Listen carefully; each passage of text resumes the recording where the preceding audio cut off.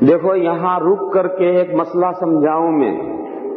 وہ ایک مسئلہ ہے ایسا کہ اس میں آج کل عربوں میں اور غیر عربوں میں اس مسئلے میں بڑا اختلاف ہو رہا ہے. اس مسئلے کو میں سمجھاؤں، آپ حضرات کو سمجھ لیں اسے.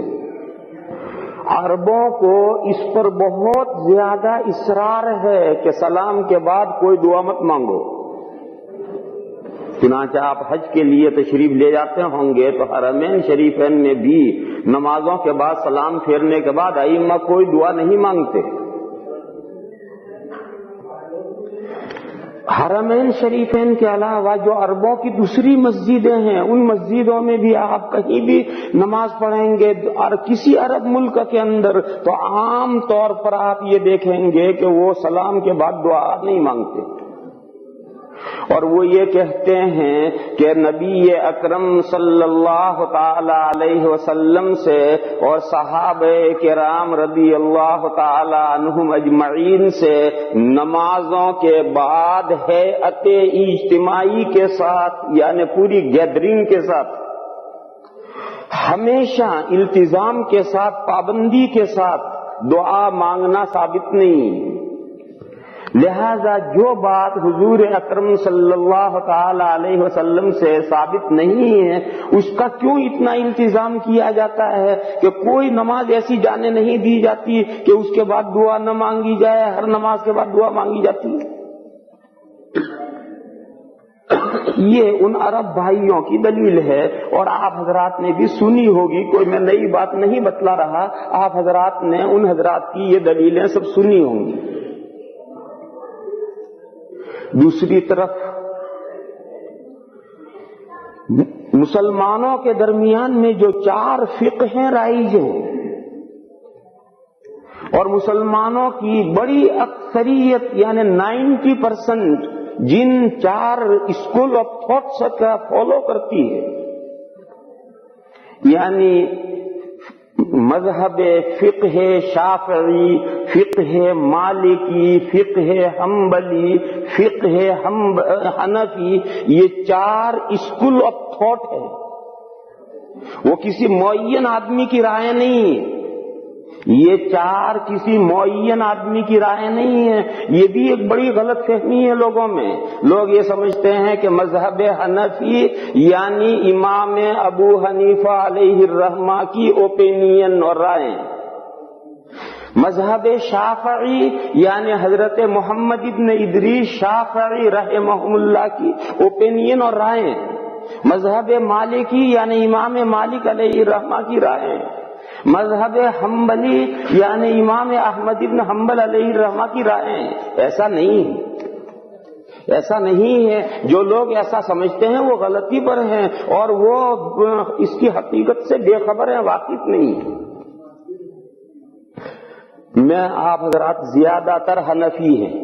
یہاں جو حضرات تشریف فرمائے ہیں زیادہ تر حنفی ہیں. شافعی اس میں کچھ ہوں گے، مالکی بھی کچھ ہو سکتے ہیں، حنبلی بھی کچھ ہو سکتے ہیں، لیکن یہاں زیادہ تر حضرات جو ہے حنفی ہیں. اس لیے میں آپ ہی حضرات کی مثال دوں کہ ہماری فقہ حنفی کی کوئی کتاب آپ کھول کر دیکھیں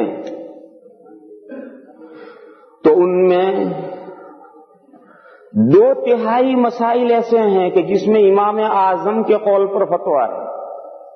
اور 1/3 مسائل ایسے ہیں کہ جس میں امام اعظم کے قول پر فتویٰ نہیں ہے. امام اعظم کا قول موجود ہے اور فتویٰ امام اعظم کے شاگرد امام ابو یوسف علیہ الرحمہ یا امام محمد علیہ الرحمہ کے قول پر ہے. ایک تو یہ ہے کہ امام اعظم کا قول ہی نہیں ہے تو اس لیے ان کے شاگردوں کا قول لیا گیا ہو، نہیں، ایسا نہیں ہے. مسئلے میں امام اعظم کا قول موجود ہے اور قول موجود ہوتے ہوئے اس قول پر فتویٰ نہیں ہے، ان کے شاگردوں کے قولوں پر فتوے ہیں. اور یہ صرف فقہ حنفی میں نہیں، سبھی فقہوں میں ایسی ہے. میں ایک موٹی سی مثال دوں.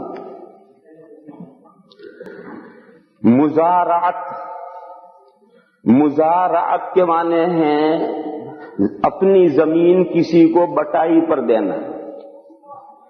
ہم نے اپنی زمین کسی کو دے دی کہ بھئی تم اس میں اناج بو اور جو اناج پیدا ہوگا اس میں سے آدھا تمہارا آدھا ہمارا. یا 2/3 تمہارا 1/3 ہمارا، یا 3/4 تمہارا 1/4 ہمارا، یہ بٹائی مانے ڈیوائیڈ کرنا، تقسیم کرنا، بٹائی کے معنی تقسیم کرنا، یعنی جو پیداوار ہوگی اسی کو تقسیم کر کے اتنی تمہاری اتنی ہماری، یہ مزارعت امام اعظم کہتے ہیں جائز نہیں، امام شافعی علیہ الرحمہ فرماتے ہیں جائز نہیں، امام اعظم کے نزدیک بھی مزارعت جائز نہیں ہے، امام شافعی علیہ الرحمہ کے یہاں بھی مزارعت جائز نہیں، مگر فقہ حنفی میں فتویٰ امام اعظم کے قول پر نہیں ہے، صاحبین کے قول پر ہے، اور صاحبین کے یہاں مزارعت جائز ہے۔ اور امام شافعی علیہ الرحمہ کی فقہ میں امام شافعی علیہ الرحمہ کے قول پر فتویٰ نہیں ہے، بلکہ ان کے ایک شاگرد ہیں بویطی رحمت اللہ علیہ، امام شافعی علیہ الرحمہ کے شاگرد ہیں بویطی۔ تو میں یہ کہہ رہا تھا کہ بویطی رحمت اللہ علیہ جو امام شافعی علیہ الرحمہ کے شاگرد ہیں انہوں نے اسے جائز کہا۔ اب بعد کے جو احناف آئے اور بعد کے جو فقہا آئے انہوں نے قرآن و حدیث کو سامنے رکھ کر کے ان اقوال کو تولا کہ کس کا قول قرآن و حدیث سے مدلل ہے، تو فقہ حنفی میں قرآن و حدیث سے زیادہ مؤید اور مبرہن اور مدلل قول امام صاحبین رحمہم اللہ کا نکلا، تو حنفی تمام دنیا کے احناف نے اس مسئلے میں امام اعظم کے قول پر فتویٰ نہیں دیا، صاحبین کے قول پر فتویٰ دیا۔ اسی طرح حضرات شوافی جو بعد میں شوافی آئے انہوں نے بھی اس مسئلے پر غور کیا کہ قرآن و حدیث سے کس کا قول زیادہ مبرہن ہے اور مؤید ہے، تو ان کے غور کرنے کے بعد یہ نتیجہ نکلا کہ امام شافعی علیہ الرحمہ کی جو شاگرد بویطی رحمت اللہ علیہ ہیں ان کا قول قرآن و حدیث سے زیادہ مدلل ہے اور زیادہ نزدیک ہے، تو شوافی نے بھی امام شافعی علیہ الرحمہ کے قول پر فتویٰ دیا۔ یہ ایک ایگزامپل ہے، ایک مثال ہے، یہ مثال آپ حضرات کے لیے یہ بات سمجھنے کے لیے کافی ہے کہ فقہ حنفی میں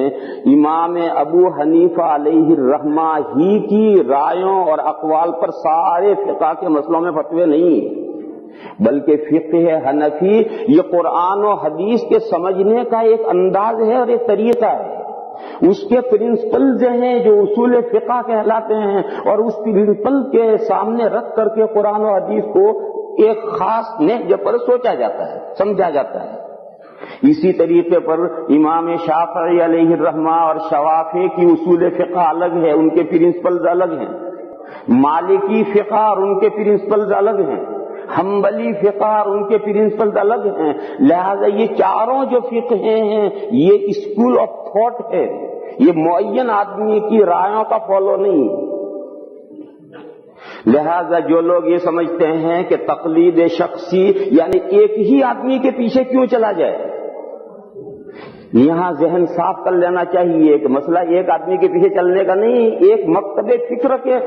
فالو کرنے کا ہے اور ایک خاص مکتب فکر کے تحت میں چلنے کا ہے۔ مکتب فکر بہت ہیں، جتنے انسان ہیں اتنے مکتب فکر ہیں، دیکھو دنیا میں مکتب فکر بہت ہیں، سوچنے کے انداز بہت ہیں، جتنے دنیا میں انسان ہیں اتنے مکتب فکر ہیں، اور پہلے بہت سے مجتہدین گزرے اور ان بہت سے مجتہدین کے الگ الگ مکتب فکر تھے، لیکن آہستہ آہستہ ان مکتب فکر کے ماننے والے ختم ہو گئے اور ان 4 مکتب فکر کے ماننے والے آج دنیا میں ہیں۔ تو اس وقت دنیا میں جو زیادہ تعداد ہے وہ ان 4 مکاتب فکر کا فالو کرتی ہے۔ ان چاروں فقہوں کی کتابوں میں یہ مسئلہ لکھا ہے،